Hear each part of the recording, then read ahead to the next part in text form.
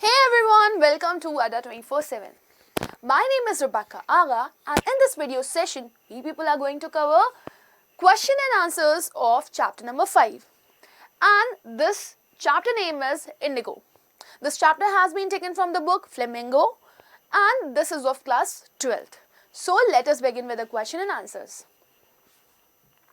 The first question that is given to us is, why do you think Gandhi considered the Champaran episode to be a turning point in his life? Now, as we all know, the Indigo chapter is completely related to Gandhi and his first moment. ठीक है, and the first moment name was Champaran movement. तो गांधी जी का जो पहला moment था वो Champaran movement था, right. और गांधी जी ने यहाँ पर कहा कि मैं मानता हूं कि मेरी जिंदगी के लिए वो एक बहुत बड़ा टर्निंग पॉइंट था. टर्निंग पॉइंट का क्या मतलब होता है? जो आपकी जिंदगी को बदल दे. अभी तक आप सीधे ये रास्ता चुन के चल रहे थे, अचानक से आपकी जो जिंदगी है उसमें एक टर्न आ गया. ऑल ऑफ द सडन आपकी लाइफ चेंज हो गई. जैसे कहा जाता है ना कि इंसान की जो शादी के पहले की लाइफ होती है और जो शादी के बाद की लाइफ होती है वो बहुत डिफरेंट होती है. तो शादी के बाद इंसान की लाइफ में एक टर्निंग पॉइंट आ जाता है. ऐसे ही गांधी जी की लाइफ में जब चंपारण मोमेंट हुआ तो उसके बाद उनकी जिंदगी में एक टर्निंग मोमेंट आया. क्यों वो ऐसा कहते थे, क्यों वो ऐसा कंसिडर करते थे कि मेरे लिए जो चंपारण मोमेंट था वो एक बहुत ही बड़ा टर्निंग पॉइंट था, right. So if you can see here you will come to know that जो चंपारण एपिसोड था वो इंडिया का पहला सत्याग्रह था. मतलब गांधी जी के स्ट्रगल का ये फर्स्ट मोमेंट था जो उन्होंने चंपारण में किया. And it restored courage and feeling of self-reliance to the Champaran peasants. अब सबसे बड़ी प्रॉब्लम ये थी कि जो चंपारण के किसान थे, आपको याद होगा राजकुमार शुक्ला का नाम. राजकुमार शुक्ला एक ऐसा पर्सन था जिसने ये सुना था कि अगर वो गांधी जी के पास जाएगा और गांधी जी से मदद मांगेगा तो गांधी जी उसकी मदद जरूर करेंगे और उसको जस्टिस जरूर मिलेगा, राइट. तो यहाँ पर क्या होता है, गांधी जी अपना पहला सत्याग्रह मूवमेंट, अपना पहला चंपारण मूवमेंट किसके कहने पर स्टार्ट करते हैं? राजकुमार शुक्ला के कहने पर. और क्यों? क्योंकि राजकुमार शुक्ला बहुत ही डेडिकेटेड पर्सन होता है.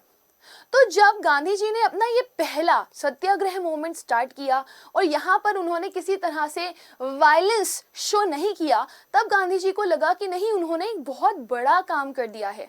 ऑल्दो जो लोगों की नज़र में आम है, बहुत ही कॉमन है, कोई एक्चुअली में बहुत बड़ी चीज़ नहीं थी. According to him that was very very common. But इस कॉमन से प्रोसेस की वजह से बहुत सारे लोगों के अंदर एक हिम्मत आई थी, करेज आया था.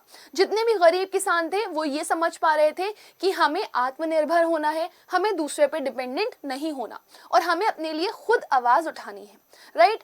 तो गांधी जी यहाँ पर कहते हैं कि जो मोमेंट था ये चंपारण मोमेंट, ये मेरी जिंदगी का पहला सत्याग्रह मोमेंट था और इस दौरान मैंने जितने भी किसान थे उनको ये सिखाया कि कैसे सेल्फ रिलायंस होना इंसान के अंदर जरूरी है. और इसके बाद लोगों के अंदर करेज भी आया. कौन से लोग? वो लोग जो गरीब थे, जो गरीब किसान थे चंपारण के. Now Gandhi admits that what he had done was a very ordinary thing. Ordinary refers to common. Gandhi ji कहते हैं अभी तक मैंने जो भी अपनी जिंदगी में किया या आगे जो मैं करने वाला था, मुझे नहीं लगता कि कोई बहुत स्पेशल काम हो सकता है.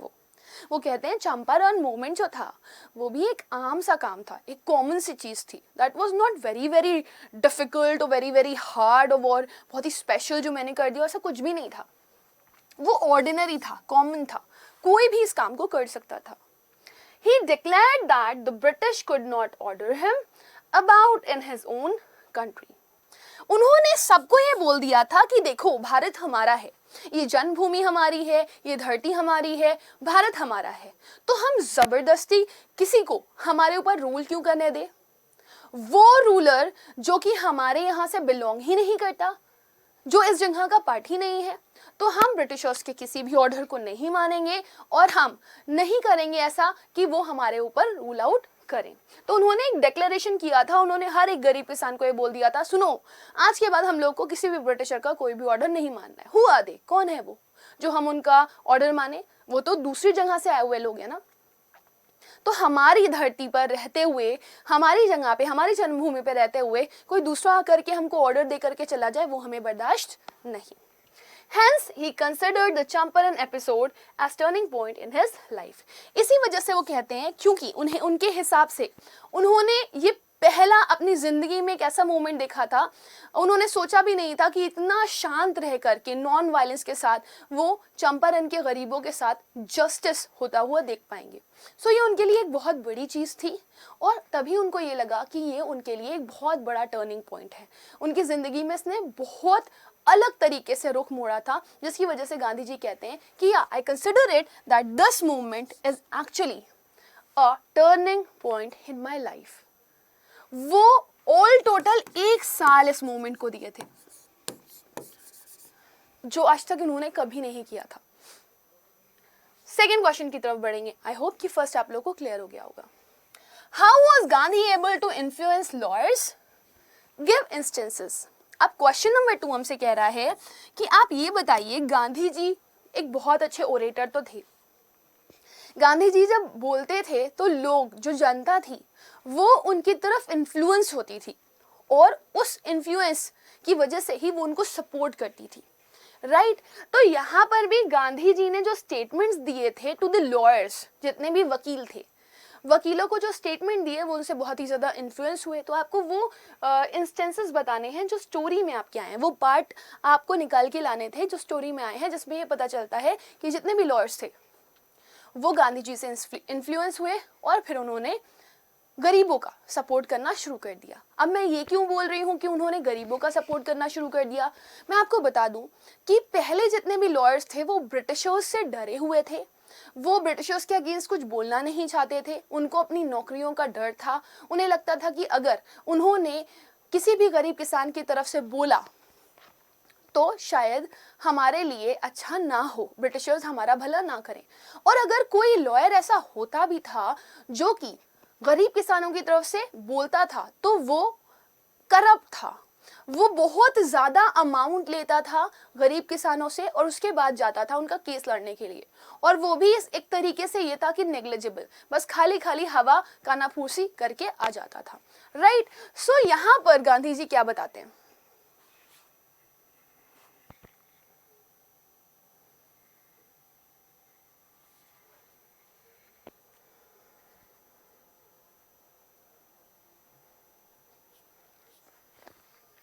तो यहाँ पर गांधी जी क्या बताते हैं कि मैंने कौन कौन सी सिचुएशन अपनी ज़िंदगी में ऐसे क्रिएट करी जहाँ जहाँ पर मुझे ये लगा कि नहीं, it is really very important कि मुझे लॉयर्स को इन्फ्लुएंस करना पड़ेगा, अपने सपोर्ट में लेना पड़ेगा और उनके साथ मिल करके ही ये सब करना पड़ेगा. तो कौन कौन से वो इंस्टेंसेस थे? देखिए, Gandhi was able to influence the lawyer by setting a good example. Gandhi ji ने सबसे पहले तो एक अच्छा एग्जाम्पल उनके सामने सेट किया. अब वो एग्जाम्पल क्या था? Gandhi was willing to spend time in the prison for the sake of peasant. Gandhi was a stranger to that place. Gandhi ji Champaran जैसी जगह के लिए एक स्ट्रेंजर थे, एक अनजान इंसान थे. राइट. अब गांधी जी क्योंकि चंपारण के लिए एक अनजान इंसान थे, तो यहाँ पर बताया जा रहा है कि गांधी जी फिर भी अनजान होने के बावजूद भी उन्होंने कहा कि मैं गरीब किसानों के लिए जेल जाने के लिए तैयार हूँ. और वो लॉयर्स जो कि वहीं से बिलोंग करते थे, चंपारण से बिलोंग करते थे, वो गरीब किसानों के लिए किसी भी तरह की कोई भी मदद नहीं दे रहे थे. तो यहाँ पर एक तरह से शर्मनाक बात थी उन लॉयर्स के लिए जो एक बाहर से आए हुए इंसान, जिन्हें आप गांधी जी बोलते हो, जो स्ट्रेंज थे चंपारण के लिए, वो जा करके गरीब किसानों के लिए जेल में बैठने के लिए तैयार हो गए थे. बट लॉयर्स नहीं तैयार थे, लॉयर्स कुछ हेल्प नहीं कर रहे थे. तो वो लॉयर्स के लिए एक शर्मनाक बात थी कि एक बाहर का आया हुआ बंदा हमारे गरीब किसानों की मदद करने के लिए तैयार है और हम नहीं कर रहे हैं. राइट. सो उन्होंने ये एग्जाम्पल सेट किया कि देखो, हम एक अजनबी होकर के, एक अनजान इंसान होकर के ये काम कर सकते हैं. So why not you? He asked the lawyers what they would do if he was sentenced to prison. अब गांधी जी यहाँ पर जाते हैं लॉयर्स के पास. पहले तो उनको बुला लेते हैं, उनके पास जाते हैं, उनसे बात करते हैं कि देखो, गांधी जी को तो सब मानते थे. तो गांधी जी कहते हैं कि सुनो मेरी बात, मैंने तुम लोग को बुला लिया, तुम लोग मुझे सलाह देने के लिए, एडवाइस देने के लिए, सजेशंस देने के लिए आ गए. अब आप मुझे ये बताओ, अगर मैं जेल चला जाता हूँ तब क्या? तो लॉयर्स कहते हैं कि आप अगर जेल चले जाएंगे तो फिर यहाँ पे हमें कोई भी ऐसा पर्सन नहीं दिखेगा जिससे हम कुछ एडवाइस कर सके, तो हम अपने अपने घर वापस चले जाएंगे। तो फिर गांधी जी उन्हें बिठाल के समझाते हैं उन गरीब किसानों के बारे में। क्या, मैं तो जेल चला जाऊंगा, लेकिन गरीब किसानों का क्या? तब इन लोगों की एक मीटिंग चलती है लॉयर्स की। ये लोग आपस में बात करते हैं कि एक स्ट्रेंजर हमारे लिए इतना कर सकता है तो हम क्यों नहीं? क्या हमारे लिए बहुत बड़ी शर्मिंदगी की बात नहीं होगी ये कि हमने अपने ही लोगों के लिए एक ढंग का काम नहीं किया? तब जाकर के ये लोग गांधी जी के इन्फ्लुएंस में आते हैं और गांधी जी को सपोर्ट करते हैं। जब गांधी जी कहते हैं ही आस्क्ड दैट अगर मैं चला जाऊं जेल तो क्या करोगे, तो ये लोग कहते हैं that they had come to advise him, वो उनको एडवाइस करने के लिए आए हैं, और अगर गांधी जी जेल चले जाते हैं दे वुड गो होम, वो सब लोग कहाँ चले जाएंगे? घर चले जाएंगे अपने अपने। Then Gandhi asked them about the injustice to the sharecroppers. तब गांधी जी कहते हैं अच्छा बताओ उन गरीब किसानों का क्या जिनके साथ अन्याय हो रहा है। द लॉयर्स हेल्ड कंसल्टेशन, यानी कि सारे के सारे लॉयर्स एक साथ बैठ जाते हैं, इकट्ठे होते हैं और बातचीत करते हैं, एक दूसरे से सलाह मशवरा करते हैं, एक दूसरे की राय लेते हैं। दे कम टू द कंक्लूजन, फिर उनका एक रिजल्ट निकलता है, वो एक कंक्लूजन पे आते हैं that it would be shameful desertion if they went home. वो कहते हैं ये बहुत ही शर्मसार बात होगी अगर हम लोग अपने अपने घरों को लौट जाते हैं तो, क्योंकि गांधी जी जो कि एक स्ट्रेंजर है, मैंने आपको बताया, वो गरीब किसानों की मदद कर रहा है तो हम क्यों नहीं करेंगे। So they told Gandhi that they were ready to follow him into jail. वो कहते हैं कि अगर गांधी जी आप जेल जाएंगे तो हम भी आपके पीछे पीछे जेल जाएंगे, और तब हम कहीं ना कहीं अपनी जीत को हासिल कर पाएंगे। सो ये वो इंस्टेंसेस थे जो बताते हैं कि गांधी जी से बहुत ही ज्यादा इन्फ्लुएंस हो गए थे लॉयर्स, और वो गांधी जी के सपोर्ट में आ गए थे। समझ में आ गया? चलो अगले क्वेश्चन की तरफ बढ़ते हैं। अगला question, question number 3। Ready? Now read it. What was the attitude of the average Indian in small localities towards advocates of home rule? किस तरह का एटीट्यूड था, बिहेवियर था ज्यादातर इंडियंस का इन स्मॉल लोकेलिटीज, जो छोटी मोटी लोकेलिटीज थी, जो छोटी मोटी जगहें थी, वहां पे जो ज्यादातर इंडियन थे वो किस तरह का बिहेवियर या एटीट्यूड रखते थे towards advocates of home rule, home rule के एडवोकेट्स की तरफ। इसका मतलब क्या है होम रूल के एडवोकेट्स? वो जो ये चाहते थे कि हमारे यहाँ ब्रिटिश का शासन ना चले, बल्कि हमारे यहाँ हमारे खुद के लोगों का शासन चले। जैसे आज इंडिया एक डेमोक्रेटिक कंट्री है, आज यहाँ पे यहीं के लोग रूल करते हैं, वैसे ही उस टाइम पे भी कुछ लोग ऐसे थे जो चाहते थे यहाँ पर यहीं के लोगों का रूल चले। लेकिन जो ज्यादातर छोटी छोटी लोकेलिटीज के लोग थे उनका मानना ये नहीं था, क्योंकि वो ब्रिटिशर्स से बहुत ज्यादा डरे हुए थे। एक्चुअली हमारे जो इंडियंस थे उनको अगर नॉन टेक्नोलॉजिकल टर्म में आप बोलो तो एक टर्म निकल के आता है that was very very innocent, और कभी कभी आप ऐसे भी बोल सकते हो कि they were not so knowledgeable, illiterate थे, पढ़े लिखे नहीं थे, है ना। तो इसकी वजह से वो मासूम थे, वो ब्रिटिशर्स के दिमाग को पढ़ नहीं पाते थे। ब्रिटिशर्स बहुत क्लेवर थे, they had a very great mind, तो उनका दिमाग बहुत चलता था। तो जब ये दिमाग से खेलते थे ब्रिटिशर्स आकर के यहाँ पर, तो जो छोटे छोटे लोकेलिटीज के लोग थे, जो इंडियंस थे, वो डर जाया करते थे और वो सोचते थे कि हम अपना नुकसान क्यों करें किसी और के चक्कर में। तो यहाँ पे डिवाइड एंड रूल वाली पॉलिसी चल रही थी ब्रिटिशर्स की तरफ से। सो उस टाइम पे जो लोग ये चाहते थे कि होम रूल हो, उनके टुवर्ड्स जो छोटे छोटे लोग थे उनका एटीट्यूड यही होता था कि उनके अंदर ब्रिटिशर्स का डर था और वो नहीं चाहते थे कि वो ब्रिटिशर्स के अगेंस्ट जाएं। तो इस वजह से वो कभी भी उनके फेवर में नहीं उतरते थे। So how will you write your answer? At that time, यानी कि उस समय when there was a ruling of Britishers, जब ब्रिटिश रूल करते थे, ब्रिटिश का शासन चलता था, द एवरेज इंडियंस, यानी कि ज्यादातर इंडियंस, ज्यादातर भारतीय, in smaller towns and villages were afraid of the British. वो क्या होते थे? वो डरे रहते थे। अफ्रेड ऑफ मतलब डरे रहते थे, और किससे? ब्रिटिश से। द ब्रिटिश मतलब ऑल द ब्रिटिश पीपल, क्योंकि वो बहुत दिमाग चलाते थे, वो उनको नई नई पॉलिसी समझाने लगते थे, नए नए उनके ऊपर ऑब्लिगेशंस लगाने लगते थे। That was very very bad. They were terrified that to show sympathy for the advocates of home rule, वो लोग बिल्कुल भी इस चीज के फेवर में नहीं थे। उनको लगता था कि एडवोकेट्स ऑफ होम रूल जो हैं, अगर हम उनके टुवर्ड्स थोड़ी सी भी सिंपैथी दिखाएंगे या थोड़े से भी सहानुभूति रखेंगे तो हमारे लिए शायद बहुत दिक्कत हो सकती है। ब्रिटिशर्स हमारे लिए कुछ ना कुछ रॉन्ग करेंगे। So as a result, while they were supportive of people like Gandhi, they were afraid to express it openly. Although बहुत सारे वहाँ पर ऐसे लोग थे जो गांधी जी जब आए और उन्होंने चंपारण के किसानों के खिलाफ एक आंदोलन शुरू किया, तो बहुत सारे ऐसे लोग थे जो कि गांधी जी के सपोर्ट में थे, लेकिन ओपनली खुल करके सामने नहीं आ रहे थे। वो डरे डरे से रहते थे, सहमे सहमे से रहते थे। ऐसा ना हो कि उनका खाना पीना बंद कर दिया जाए, ऐसा ना हो कि उनको पिटिशंस देना पड़े, ऐसा ना हो कि उनके साथ दुर्व्यवहार हो। सो इस तरह की सोच ये लोग रखते थे। And only a few people came forward to do so. और बहुत नाम मात्र लोग ऐसे थे जिनके अंदर थोड़ी सी हिम्मत थी, जो आगे बढ़े और कहे कि नहीं, मैं वो पर्सन हूं जो कि साथ दूंगा। किसका साथ दूंगा? गांधी जी का साथ दूंगा या दूंगे। In the story, we got to know people like Professor Mulkani, who had the courage to give shelter to Gandhi on his visit to Muzaffarpur for 2 days. तो यहाँ पे हमें ऐसे ही एक प्रोफेसर का नाम सामने आता हुआ दिखाई देता है। वो प्रोफेसर कोई और प्रोफेसर नहीं बल्कि प्रोफेसर मलखानी थे, जिन्होंने अपने घर पर गांधी जी को रुकने का 2 दिन का आसरा दिया।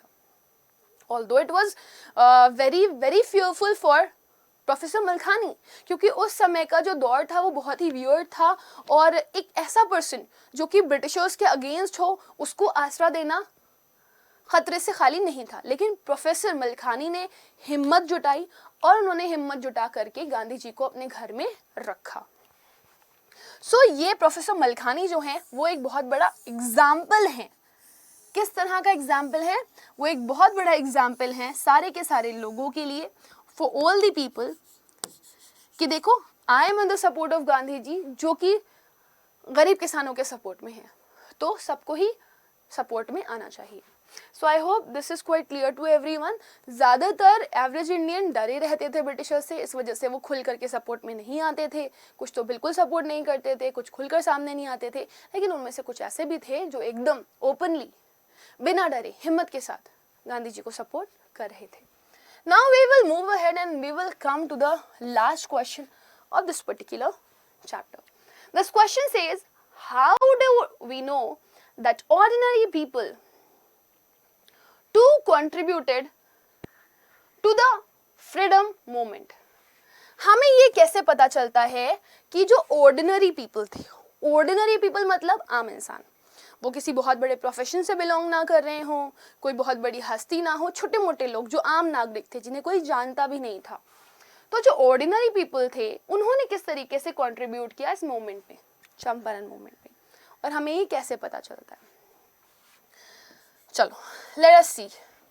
We know that ordinary people helped the freedom movement in the following ways. आप यहाँ से लिख सकते हो, we know that the ordinary people too contributed to the freedom movement in the following ways. यहाँ से आप क्वेश्चन को उठा लोगे और आंसर अपना लिखोगे।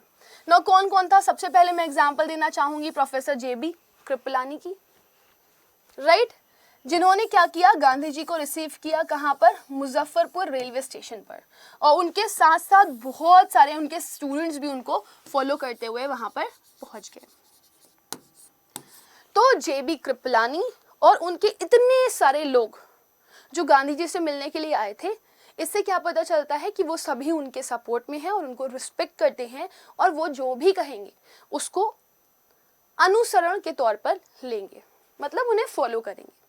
Thousands of poor Champaran peasants took part in spontaneous demonstration around the courthouse in Motihari. अब ये वाला सेकेंड वाला इंसिडेंट क्या है? पहला तो इंसिडेंट हम लोगों ने पढ़ लिया कि हमें कैसे पता चलता है ऑर्डिनरी पीपल ने कंट्रीब्यूट किया चंपारण मूवमेंट में। पहला क्या पता चला? JB कृपलानी के साथ साथ बहुत सारे उनके स्टूडेंट्स जो थे वो गांधी जी से मिलने के लिए आ गए, ठीक है, मुजफ्फरपुर के रेलवे स्टेशन पे। तो पहला इंसिडेंट तो हमको ये पता चल गया। ओके, सेकंड देखिए, जो चंपारण के पीजेंट्स थे, यानी कि जितने भी गरीब किसान थे, वो सारे के सारे जिस समय गांधी जी को जेल में बंद किया गया, राइट, या उनको जेल में बंद करे जाने की बात कही जा रही थी, कोर्ट में एक सुनवाई चल रही थी। उस सुनवाई के दौरान रातों रात जब गांधी जी ने मल्टीपल लोगों को फोन किया तो उनके साथ कई सारे किसान बाहर खड़े हो गए और वो इस आंदोलन का पार्ट बने। तो स्पॉन्टेनियस का मतलब क्या होता है? स्पर, उनका रिएक्शन आया। डिमॉन्स्ट्रेशन का मतलब है वो अपने आप को डिमॉन्स्ट्रेट करने के लिए आ गए। Where? Around the court house in Motihari. तो मोतीहारी, जिस मोतीहारी के कोर्ट में गांधी जी की सुनवाई चल रही थी, वहां पर गांधी जी को सपोर्ट करने के लिए उस मोतीहारी जेल के आसपास इतने सारे गरीब किसान खड़े हुए थे, जिससे ये पता चलता था कि वो on the spur Gandhi ji के लिए रेडी हैं, वो बिल्कुल तैयार हैं और वो ऑन द स्पर रिएक्शन दे रहे हैं, वो गांधी जी के सपोर्ट में हैं। Because of Rajkumar Shukla, India first Satyagraha movement started. और ये एक पर्सन बहुत ही इंपॉर्टेंट है गांधी जी के लिए, जिसका नाम है राजकुमार शुक्ला। राजकुमार शुक्ला भी एक बहुत बड़ा सपोर्टर था गांधी जी का। यहाँ पर उसने भी, वो भी एक आम इंसान था, उसने भी कंट्रीब्यूट किया था चंपारण मूवमेंट में। Even he was the first person जिसकी वजह से ये मूवमेंट स्टार्ट किया गया। क्योंकि अगर वो इतना डिटरमिन्ड ना होता, इतना टेनेशियस नहीं होता, इतना दृढ़ निश्चय नहीं होता कि मुझे ब्रिटिशर्स के खिलाफ आवाज़ उठानी है, वो हमारे लिए गलत कर रहे हैं और हमें कहीं ना कहीं अपनी आवाज़ बनना पड़ेगा, लेकिन उसके लिए हमें किसी ना किसी के सपोर्ट की ज़रूरत है। तो वो पहला पर्सन था जो गांधी जी को इन बहुत ज़्यादा मना करके लेकर के आया कि आप हमारे लिए कोई ना कोई एक्शन लिए, और तभी ये चंपारण मूवमेंट स्टार्ट हुआ। सो चंपारण मूवमेंट कौन से गरीब किसान की वजह से स्टार्ट हुआ था? तो आपने नेम याद रखना है, Rajkumar Shukla. Now Champaran social and cultural backwardness, now this was the thing which was the afterward case. Look at this, ordinary people ने किस तरह से कंट्रीब्यूशन किया बाद में चंपारण मूवमेंट में। तो this was also a part of Champaran movement. वहां के लोगों की डेवलपमेंट, वहां के लोगों को सशक्त बनाना, वहां के लोगों को अवेयर बनाना, राइट। तो चंपारण में जो सोशल और कल्चरल बैकवर्डनेस थी, उसको भी क्या किया जाना था? एलिविएट किया जाना था, यानी कि मिटिगेट करना था, कम करना था। ठीक, अब इसको कम करने के लिए कोई ना कोई होना चाहिए था, कोई ना कोई हो जिसके थ्रू अवेयरनेस फैलाई जा सके, क्योंकि वहाँ के लोग इलिटरेट थे, उन्हें नॉलेज नहीं थी, कपड़े पहनने का ढंग नहीं था और किसी भी तरह का उनको ढंग नहीं था। इवन सैनिटाइजेशन या सैनिटेशन का भी उनको प्रॉपर हिसाब किताब नहीं था। तो with the help of Mahadev Desai, Narhari Parekh, 2 young man जिन्होंने गांधी जी को बाद में अपने आप को मतलब ऐसा मान लिया था कि गांधी जी हमारे गुरु हैं और हम उनके शिष्य हैं, राइट। इन्होंने और इनकी बीवियों ने, फिर उसके बाद गांधी जी की भी वाइफ आ गई थी, और ये सब लोगों ने मिल करके क्या किया था? वॉलेंटियर किया था, यानी कि फ्री ऑफ कॉस्ट मदद करी थी गांधी जी की। कैसे? गांधी जी ने चंपारण में 6 स्कूल खोले और उन 6 स्कूलों में ये लोग अवेयरनेस फैलाने के लिए गए, मतलब लोगों को आम चीज़ों की नॉलेज देते थे, जैसे साफ सुथरा रहना कितना ज़्यादा ज़रूरी है, किस तरीके से आप अपने आप को आसपास की चीज़ों को लेकर के अवेयर रह सकते हो, ये सारी चीज़ें वो वहाँ पर सिखाते थे। लोगों का दवाई दारू इस तरह का इलाज किया जाता था। Now, there was also a doctor volunteered for 6 months in Champaran. Champaran में एक डॉक्टर भी, जो गांधी जी का मानने वाला था, गांधी जी को बहुत सपोर्ट करता था, गांधी जी का जानने वाला था, उसने भी 6 महीने तक फ्री ऑफ कॉस्ट मदद करी है गांधी जी की चंपारण में। और ये हॉस्पिटैलिटी देखता था पूरा, कि मतलब किसी भी तरह की अगर कोई बीमारी होती है, कोई किसी तरीके से बीमारी से ग्रस्त है, तो उसको वो मदद करने के लिए पहुंच जाता था। सो इस तरीके से मल्टीपल लोगों ने, ऑर्डिनरी लोगों ने चंपारण मूवमेंट में कंट्रीब्यूशन शो किया। So my dear student, this was the last question. I hope कि आप लोगों को क्वेश्चन आंसर्स अच्छे से समझ में आ गए होंगे। Now with this I am going to come up with the end of this session, but do not forget to like it, share it as much as possible, and my dear student, if you are new, do subscribe this channel. Thank you.